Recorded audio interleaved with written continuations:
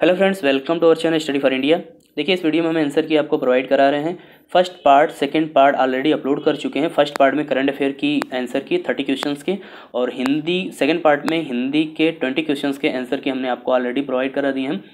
Third part में हम आपको इंग्लिश के 10 क्वेश्चंस और जीएस यानी जनरल स्टडी के 10 क्वेश्चन यानी 20 क्वेश्चन यहाँ पे आपको आंसर प्रोवाइड करा रहे हैं। नेक्स्ट पार्ट में बाकी जो रेस्टेड पार्ट है उनको भी प्रोवाइड करा देंगे। तो चलिए स्टार्ट करते हैं वीडियो को। तो इसमें देखिए डी सीरीज़ का पेपर है ये, और इंग्लिश में फर्स्ट क्वेश्चन एक आपको अनसीन पैसेज दिया हुआ था, इसको रीड करना था। रीड करने के बाद आपको 2 क्वेश्चन यानी 114 और 115 इन दोनों क्वेश्चन को जो है आपको आंसर देना था। तो फर्स्ट क्वेश्चन आपका पूछा था कि which of the following is most opposite in meaning of the word deplete deplete as used in the passage. तो देखिए डिप्लेट यानी इम्पटी खाली हो गया, तो ये तीनों ऑप्शन नहीं होगा। रीजनरेट होता है डिप्लेट करने का, अपोजिट पूछा हुआ है। डिप्लेट में खत्म होना, रीजनरेट मानी पुनरुत्पादन करना, यानी कि इस क्वेश्चन का फर्स्ट ऑप्शन बिल्कुल राइट हो जाएगा। नेक्स्ट आपका according to the author ideology in the context of economics. तो इस क्वेश्चन का फोर्थ ऑप्शन राइट हो सकता है कि has proved to be a basic requirement. यहाँ पे देखेंगे पॉवर्टी के बारे में दिखाया है कि इंडिया के पास जो है ह्यूमन लेबर जो है बहुत ज़्यादा, ह्यूमन पावर मैन पावर सबसे ज़्यादा, ह्यूमन रिसोर्सेज सबसे ज़्यादा है। और कुछ कंट्री हैं जिनके पास ऑयल रिजर्व है, वो आज नहीं कल वो डिप्लेट हो जाएंगे, लेकिन ह्यूमन रिसोर्सेज लाइफ टाइम रहेगा। इसमें poverty is a cruel but is a curable. तो यहाँ पे बेसिक नीड्स के बारे में बताया है, तो 115 का फोर्थ ऑप्शन यहाँ पे राइट हो सकता है। ठीक है, नेक्स्ट है आपका 116 कि fill in the blank with the correct pronoun in the following sentence. तो देखिए करेक्ट प्रोनाउन पूछा, फिलअप करना है। यहाँ पर पूछा है कि one should love country his her one's my. तो यहाँ पे देखिए वन के साथ हमेशा वंस लगता है। ठीक है, थर्ड ऑप्शन इसका बिल्कुल राइट होगा। तो one should love one's country, तो इस क्वेश्चन का थर्ड ऑप्शन बिल्कुल राइट है प्रोनाउन में। 117 है कि the number of vowel and consonant sound in English is indicated respectively by. तो वॉवेल पता है 5 है, ये थोड़ा सा हमें डाउट लग रहा है कि टोटल 26 होते हैं, लेकिन कॉन्सोनेंट साउंड्स पूछा हुआ है तो 5 वॉवेल हो गए, बाकी रेस्ट आपके 21 हो गए। तो यहाँ पे 39 दिया है, तो इसको अब बताइएगा कैसे हो रहा है, लेकिन इसका वॉवेल के अकॉर्डिंग देखेंगे तो सेकेंड ऑप्शन बिल्कुल राइट होगा। नेक्स्ट है आपका identify the direct narration of the given sentence. तो डायरेक्ट नरेशन में कन्वर्ट करना है, ऑलरेडी इनडायरेक्ट यहाँ पर दिया हुआ है। तो देखिए इन्फॉर्म्ड है, तो यानी Atul said to his friend. अब देखिए ही है, यानी कि यू जो सेकंड पर्सन होता है वो ऑब्जेक्ट के अकॉर्डिंग चेंज होता था। हिज फ्रेंड का क्या हो गया, यहाँ पे ही हो गया। ओके, इनडायरेक्ट है ये। फिर कैन का क्या हो जाएगा, कुड में कन्वर्ट हो जाए। मेक यूज ऑफ, अब ही के साथ यू के साथ यहाँ पे माई लगा हुआ है, तो ही के साथ यहाँ पे क्या लग जाएगा, हिज बाइक। वाइल ही है, फर्स्ट पर्सन है। ठीक है, तो इसका आई एम अवे, यानी कि आई किससे साथ चेंज होता है, अतुल के साथ चेंज होगा। तो यहाँ पे क्या हो जाएगा, ही वाज अवे। ठीक है, तो इस क्वेश्चन का थर्ड ऑप्शन बिल्कुल राइट है। डायरेक्ट इनडायरेक्ट जिन्होंने पढ़ा होगा उसको अच्छे से इसको कर लिया होगा। नेक्स्ट क्वेश्चन आपका 119 119वां क्वेश्चन कि identify the parts of speech of the following, underline the word of the following sentence. He is intelligent enough to solve this sum. तो इंटेलिजेंट तो एडजेक्टिव हो गया, इनफ क्या है यहाँ पर, एडवर्ब है, यानी कि 119 का फर्स्ट ऑप्शन बिल्कुल राइट है। 120वां question find out the subject in the following sentence. On sentence आपका दिया हुआ है, आपको यहाँ पे सब्जेक्ट प्रेडिकेट जो है पता करना है। On the top of the hill lives a hermit. तो on the top of the hills जो है ये क्या हो जाएगा, यहाँ पर सब्जेक्ट हो जाएगा। ओके, तो इस क्वेश्चन का फोर्थ ऑप्शन बिल्कुल राइट हो जाएगा। नेक्स्ट है 121वां question, in the following sentence change the verb to the past tense. She hides her face for shame. तो हाइड्स का होता है हाइड, हिड, हिडन। ठीक है, तो यहाँ पे सेकेंड फॉर्म लगेगा, पास्ट टेंस में कन्वर्ट करना है, तो यानी HID। इस क्वेश्चन का थर्ड ऑप्शन बिल्कुल राइट हो जाएगा। नेक्स्ट है आपका 122 identify the type of the sentence given below. How well she science. अब देखिए एक्सक्लेमेटरी शाइन यहाँ पे लगा हुआ, तो क्या हो गया, एक्सक्लेमेटरी सेंटेंस हो गया सीधे सीधे, इसको आसानी से ही किया जा सकता था। विच of the following sentence is correct. अब देखिए यहाँ पे आर्टिकल दिए हुए थे, डेफिनेट आर्टिकल, इनडेफिनेट, सॉरी सिर्फ डेफिनेट आर्टिकल थे, ए और एन। तो जहाँ पे भी देखेंगे एन जो होता है वॉवल साउंड के सामने लगता है, तो सभी कॉन्सोनेंट साउंड के सामने लगे हैं, जिसमें इसमें NFIR, एफ आप ऐसे लिखते हैं। ठीक है, FIR। ओके, तो यहाँ पे एफ क्या हो रहा है, ए से स्टार्ट हो रहा है, इसलिए क्या होगा, फोर्थ ऑप्शन बिल्कुल राइट हो जाएगा इसका। चलिए, ये इंग्लिश के टोटल 10 क्वेश्चन थे, हमने आपको आंसर यहाँ पे प्रोवाइड करा दिए हैं टोटल 10 क्वेश्चंस के। अब आते हैं जीएस पे, जनरल स्टडी में, जो कि उसके भी 10 क्वेश्चन यहाँ पे अवेलेबल थे। तो देखिए, पहला ही क्वेश्चन इसमें 124 पे पहला फर्स्ट है जीएस का कि भारतीय राष्ट्रीय कांग्रेस के प्रथम मुस्लिम अध्यक्ष थे।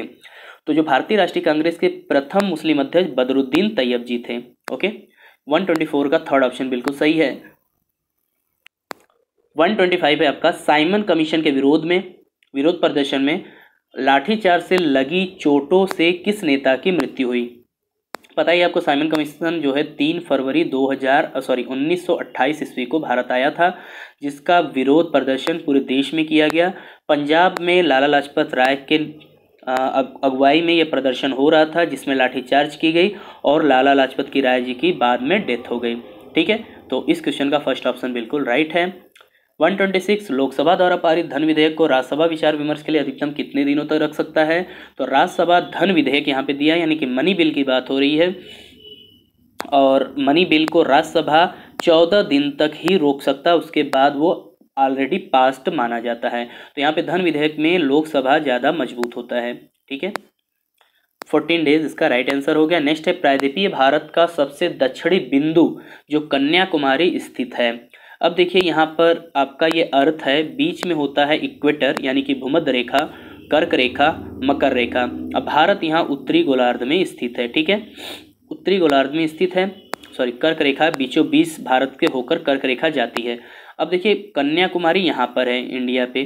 ठीक है, ये आपको, ये देखिए, ये कन्याकुमारी है यहाँ पर। कर्क रेखा के उत्तर में तो हो ही नहीं सकता, कर्क रेखा की या दक्षिण में, ऑप्शन आपका कर्क रेखा के दक्षिण में कोई है नहीं। ये है इक्वेटर, इक्वेटर के देखेंगे किधर है, भूमध्य रेखा के उत्तर में, तो यानी कि थर्ड ऑप्शन बिल्कुल राइट हो जाएगा। ओके, तो इस क्वेश्चन का थर्ड ऑप्शन बिल्कुल सही है 127 का।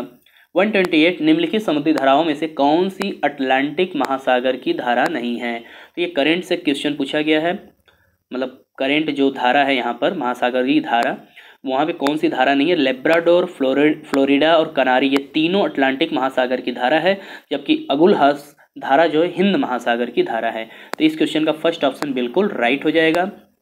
नेक्स्ट है 129 कि नाथुला दर्रा भारत के किस राज्य में स्थित है। तो देखिए, नाथुला दर्रा जो है भारत के सिक्किम राज्य में स्थित है, थर्ड ऑप्शन इसका बिल्कुल राइट है। नेक्स्ट है 130 कि भारत में गरीबी का आकलन किस आधार पर किया जाता है। तो भारत में जो गरीबी का आकलन किया जाता है प्रति व्यक्ति आय के आधार पर किया जाता है।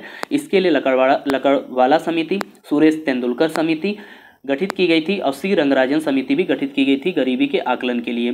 तो उन्होंने बताया था, जैसे सभी लोगों ने अपना अलग अलग दिया था, जैसे तेंदुलकर जी ने बताया था कि 37 रुपया प्रति दिन अगर कोई व्यक्ति कमा रहा है तो वो गरीबी रेखा से क्या है, ऊपर है। ओके, तो यहाँ पे प्रति व्यक्ति आय को मापी जाती है गरीबी रेखा के आकलन में अभी तक। तो इस क्वेश्चन का सेकेंड ऑप्शन बिल्कुल राइट हो जाएगा। नेक्स्ट है आपका, सॉरी, इनमें से भारत की संविधान सभा के पहले अध्यक्ष कौन थे। अब देखिए, यहाँ पे थोड़ा सा डिबेट हो गया कि भारत के संविधान सभा के पहले अध्यक्ष कौन थे। यहाँ पर स्थायी और अस्थायी शब्द का प्रयोग नहीं किया गया है। 9 दिसंबर 1946 को अस्थायी अध्यक्ष जो बने थे डॉक्टर सच्चिदानंद सिन्हा बने थे। ठीक है, अस्थायी अध्यक्ष कौन बने थे, सच्चिदानंद सिन्हा जी बने थे। और 11 दिसंबर 1946, 2 दिन बाद डॉक्टर राजेंद्र प्रसाद जो है स्थायी अध्यक्ष बने थे संविधान सभा के।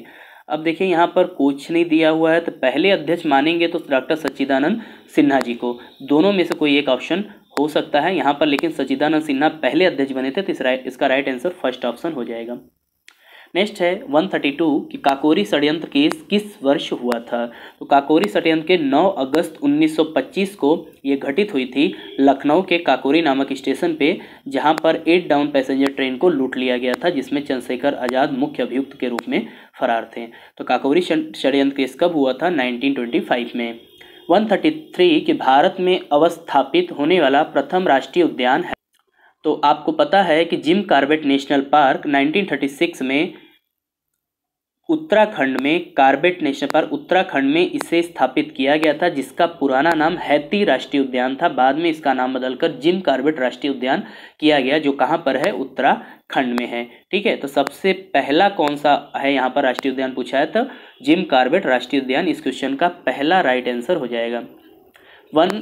तो दोस्तों, ये टोटल आपके कंप्लीट हो गए 10 क्वेश्चंस जीएस के।